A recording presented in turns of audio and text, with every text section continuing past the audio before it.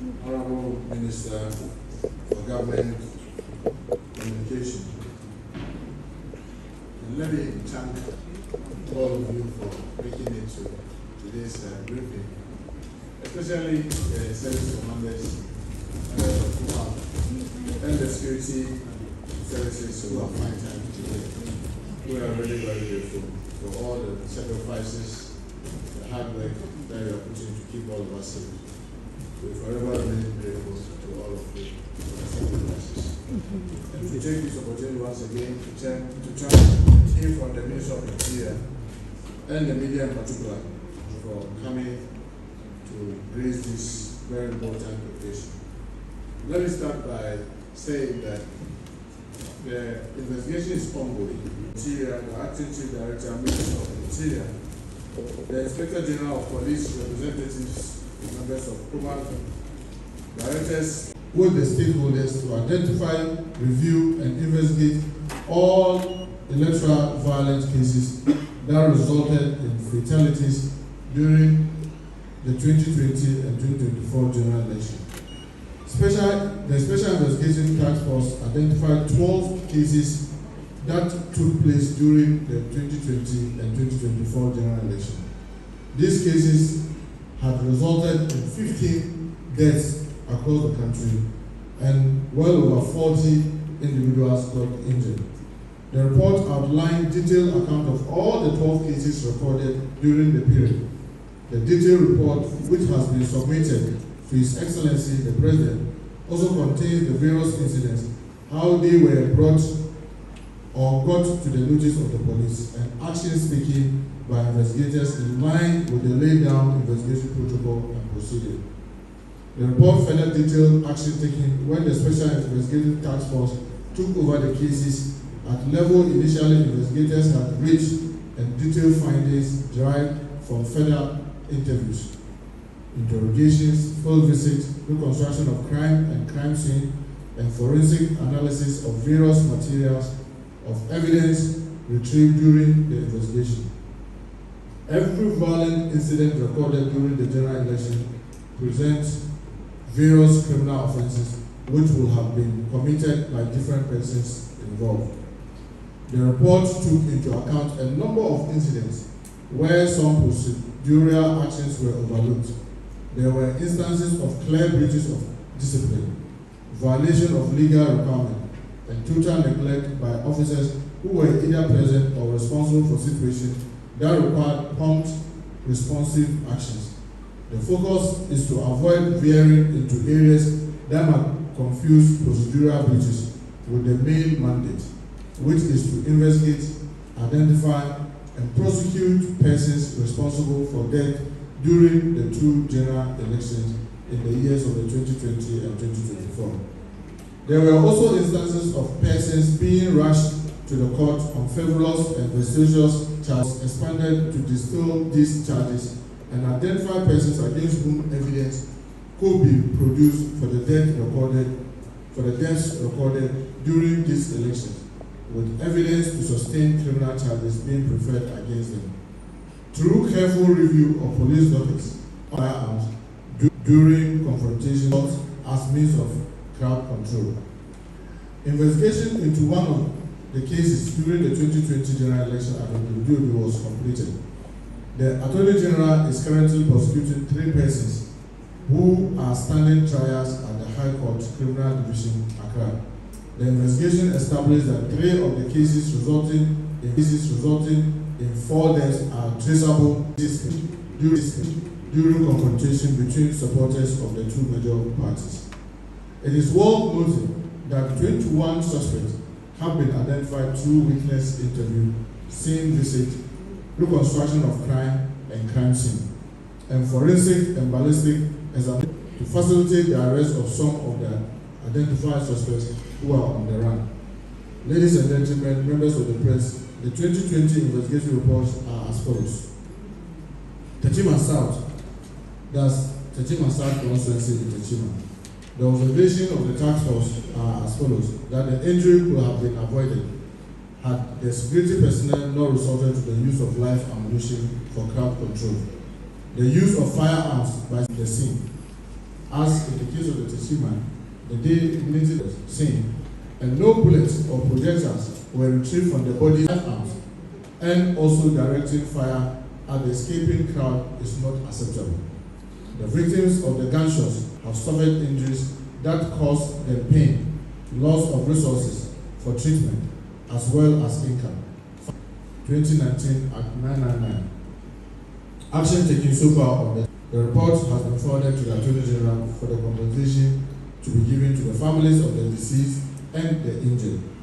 Dockets of the case is also referred to the cold case unit of the CID police, meaning that the investigation will continue further until we are able to. An outstanding trial at the High Court, Criminal Court 1, Accra.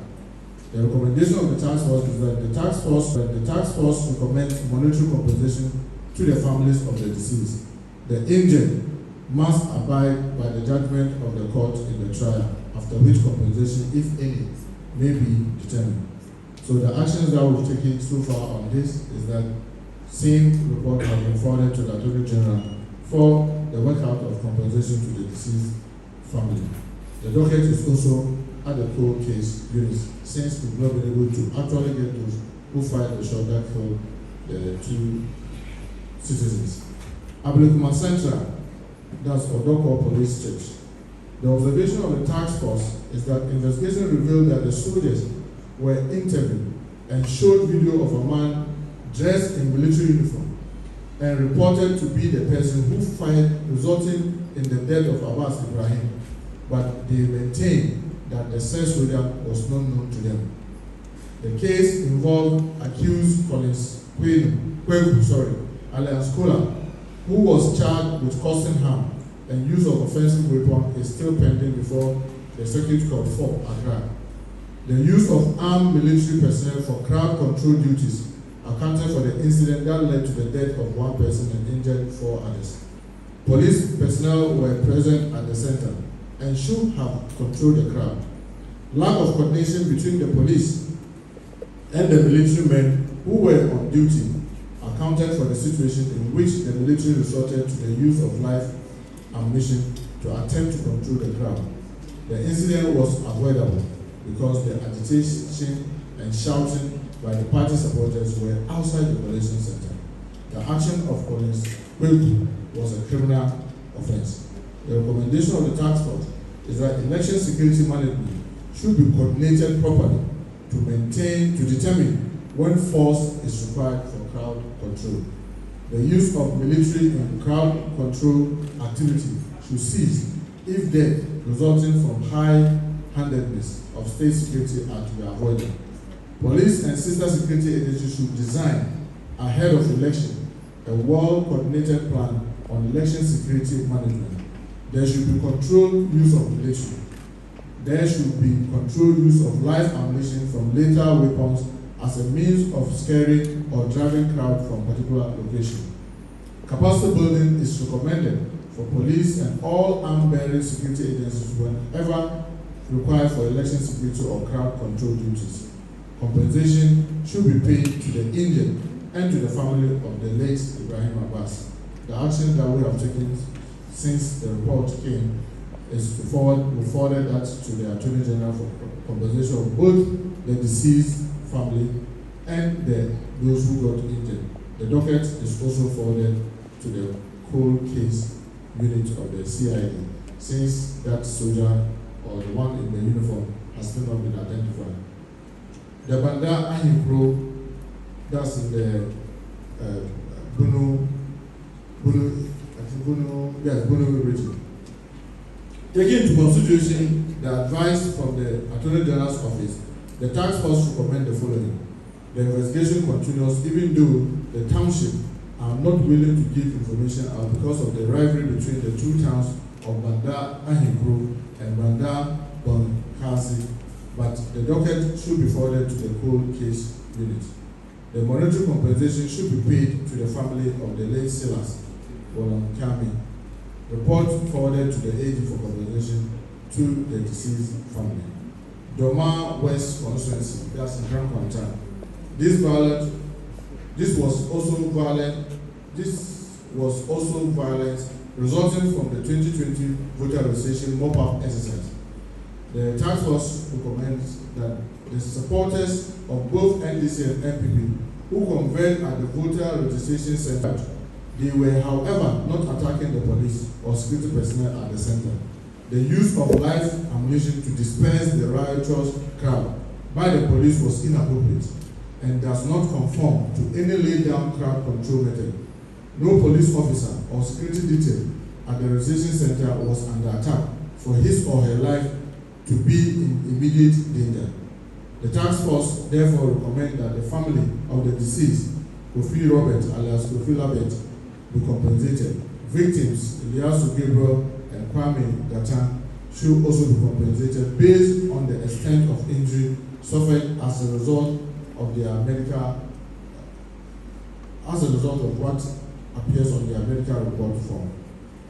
Savulugu constituency in the Savulugu Tias Northern region. The observation of the task force is that there was no confrontation between NPP and NDC supporters before the shot was fired into the crowd. However, NDC supporters were jubilating and firing gunshots and throwing firecrackers. Again, it was established without doubt that the bullet that killed the deceased, Samira Zakaria, was a shot from a high-velocity rifle. The same bullet also caused injuries to other 3 persons. There are 2 possibilities. The first is that the shot must have been fired into the crowd by one of the persons who were jubilating deliberately or accidentally. And the second alternative is that someone with the intention to kill or injure the jubilants infiltrated into the jubilation crowd and fired the fatal shot. The task force recommends that the family of the deceased be compensated for their loss. The 3 other injured persons should also be compensated based on their medical report and for pain and loss suffered as a result of the injuries. And here again, because as the couldn't establish exactly who fired the shot, the docket is also returned to the cold case unit of the Ghana Police Service for further or future investigation or further investigation. So 2024 election violence cases, starting with Ewutu Senya East Constituency, that's Kaswa. The task force observed that the Honorable Phyllis Koyo Okeno denied that her convoy was attacked. She was nowhere near the scene of the incident. Persons who were involved in the incident have avoided speaking with the task force, while Muhammad Ali and others who were in the Mahindra pickup truck and fired shots from their vehicle have also avoided speaking with the task force. So their opinion have not been established. Muhammad Ali is said to have been flown abroad for further treatment. The late Yusuf Larry Idris died from a gunshot, and those who were in the Mahindra pickup with him know what happened. The driver of the Mahindra has been traced and further investigation is ongoing. The task force will continue with the investigation. Tolong constituency, that's Nyankpala. The observation of the task force is that there is the presence of sophisticated weapons in the Tolong and Nyankpala communities, and the level of sophistication is a matter of pride among the youth in particular. Money was distributed on the UDS campus for vote buying on the said election day, that's 2024. The allegation of vote buying was not reported to the EC officials or the security agencies. Security response to the violence was very swift and decisive. Suspect Alhaji Yakubu Abdul Latif Kopshi and Sankara led a team of armed men to Nyankpala and engaged in indiscriminate firing of guns, during which the late Shaibu Haruna was killed and 5 others were injured. The task force recommends that suspects Alhaji Yakubu Abdul Latif Kopshi and Sankara are being pursued and will be arrested, investigated, and prosecuted. They have all fled the community. The family of the late Shaibu Haruna and those who suffered injuries should be compensated by the state. The National Small Arms Commission, other state authorities, and traditional leaders should sensitize the members of the two communities of Tolong and Nyankpala on the dangers associated with the kind of weapons being held by individuals and the right channel to follow when offended by others. Since the investigation did not produce any evidence against the 6 persons arrested by police during the stop and search exercise conducted immediately after the incident, they should be discharged while efforts are directed at arresting those who actually engaged in the firing. The regional police commander should engage the district officer, the PID director, and officers in the region to assist in the arrest of the suspect, Alhaji Yakubu Abdulateef Kopshi, and his gang in order to hasten prosecution. The report has been forwarded to the AG for the compensation to the deceased family and the injured. Damongo constituency at Damongo. The observation of the task force is that supporters were unruly, riotous, and caused damage to property and threatened life. When the rampaging crowd saw the police firing warning shot and started fleeing, the police did not have need to direct their shot at the escaping crowd. It was one such shot that killed the late Sabrina Mukaila. Secondly, there was rioting at the collation center and damage was caused to property and electoral and before the Kumasi High Court 4, Kumasi, and are currently in prison custody yet to meet their bail condition. The others are on the run and the police is making every effort to get them arrested to face justice. For no southwest, that's Mankranso. The observation of the task force was that a chaotic situation at the collation center caused damage to property and almost brought the collation process to a halt. There was therefore the need for the military men to intervene. However, directing rifle shots at the crowd cannot be an acceptable crowd control method, since it endangers the life of fleeing youth and bystanders, including the late Dominic Nimo, who was standing at a distance. The 4 victims who sustained gunshot injuries deny being involved in creating the chaos. They claim to be standing some distance away when they were hit by the bullet. In a screening exercise, 11 soldiers were identified as those detailed at the constituency center in Mankranso on the December 7, 2024. 8 of the soldiers interviewed admitted firing, while noting that the report has been sent to the Office of the Attorney General for further actions and prosecutions. As Minister for Interior, I want to assure the public that government under the able leadership of His Excellency President John Dramani Mahama is committed to upholding the rule of law and to ensuring that all are held accountable. Government will continue to work with all stakeholders to strengthen the. I want to thank you once again, especially the Honourable Minister. Thank you so much for your attention.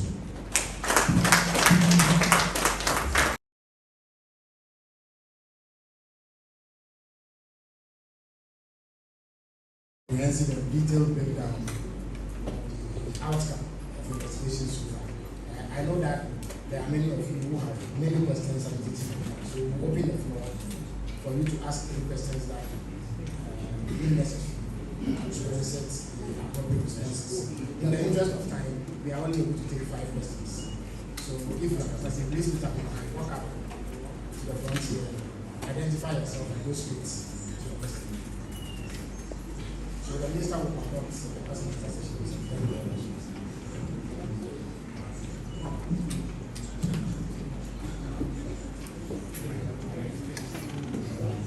Thank you very much. My name is Christopher Kevin Assi. I work with City Channel 1 TV.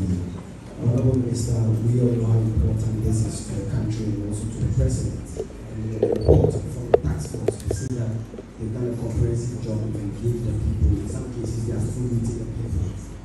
In the reports, some identified that there were stray bullets and they received the results of the stray bullets. Are there also going to be some kind of forensic analysis of some of the bullets to really determine who it came from, where it came from, so that whoever is involved is like a kid, that we are going to provide justice. We should be able to provide justice whether it came from the civilians or it came from the security personnel. Are there going to be forensic analysis to determine some of the bullets, where it came from and who it killed, so that we can do justice? Thank you very much. Good afternoon, Honorable Minister. My name is Bernard Kedanzi from Oyo TV and Oyo FM. I wanted to find out what measures are being put in place to prevent election violence. Thank you. Please, good afternoon, everyone, and good afternoon, Minister. Please, I'd like to ask, I'm Topik Abdurrahman from DFEA, and I'd like to ask, the previous government actually rejected key part of evidence that was gotten from the Ayawaso North Walk on by-election. So I'd like to ask if you can actually assure Ghanaians if the government is willing to put steps together to make sure that these, if claims are being made, they are not actually rejected. And then I'd like to ask what steps the ministries are taking to make sure that incidents like this will not happen further. Well, let me. Yeah, just to talk about what you just said about that the report is going to be fully implemented. You don't give the details of what is entails the report. So what do you actually the report? Yeah. Well, thank you so much. I felt that the case of the Ayawaso program, the report was published. So it's public, knowledge. And now, with all humility and respect, I'm sure that if we go, you'll see that. But most importantly, to link it up to what the earlier questioner asked, if you read the recommendation of the short, specifically, I think paragraph 3.5 and 5.5, there he even stated that further investigations could be carried on. That further investigations could be carried on. So they didn't make it very conclusive.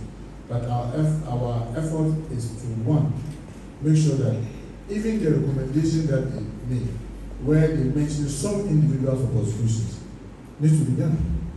They mention some individuals, some actions to be taken. We need to ensure that those things are done.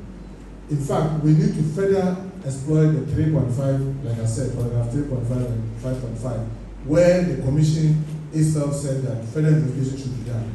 So we are keeping our doors open because, like we said, until justice is done, we will not be able to bring this unfortunate incident to a stop. And to add it up to what we are doing to prevent these things from happening. You see that both in the short commission's report and even the task force report, because interestingly, it's very voluminous, but I'm happy that I was able to get time to read from the first page to the last page. Even though they have not finished, they have made a lot of recommendations. For example, why should security people who are going for election monitoring be in hooded masks? What are you hiding? Why should you mask your face? They made recommendation about coordination. So, for example, if you decide to bring immigration officers, fire service officers, the military and the police to embark on an election activity, the recommendation is that why not let them train together? Let them have a coordination. They will have a coordination among themselves. Don't give gadgets to only the superior. We fully implemented some of the recommendations that the Special Task Force has made. So I can assure you, as the Minister for Interior, under the leadership of His Excellency John Dramani Mahama, we are not going to make this a kind of one-off thing, the usual thing. When something happens, then we'll just talk about it, sign, create some report, and then allow the report to be created just, and then that marks the end of it. No. We can assure you that you can see from the work that they are doing. We are empowering them, we are giving them the resources, and I can bet you, the team, I can see some of the members of the special team, the CID, PID, and even the military, intelligence, who work so hard.